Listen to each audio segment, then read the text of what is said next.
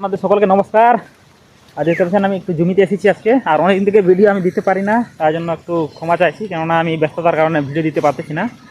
আর কি বলবো বন্ধুরা, যে যত সুবিধা পায় সে ততই একটু ঢিলামি করে। যেরকম আমি বাড়িতে সব কিছু ব্যবস্থা করে রেখেছি, যেরকম ভিডিও আপলোড করার জন্য ওয়াইফাই লাগিয়েছি, তবুও এখন আমি ভিডিও দিতে পারছি না। যতদিন ধরে আমি ওয়াইফাই লাগিয়েছি ততদিন ধরে আমি ভিডিও আর দিই না সেরকম। তাই আগে যা ছিল সেটাই ঠিক ছিলাম,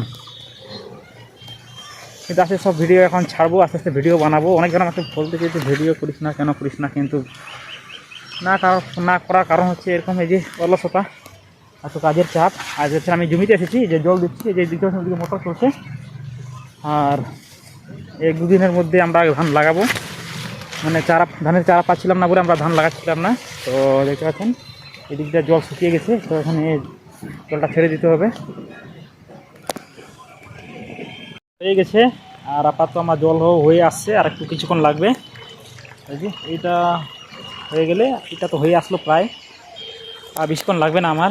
আপনারা কারা কারা ধান লাগালেন অবশ্যই কমেন্টে জানাবেন। আর আমাদের এখনও হয়নি, সময় অনেকটা পেরিয়ে গেছে, কেননা আমাদের ধানের চারা ছিল না বলে দেরি আছে, এখনও দেরি হয়ে গেছে।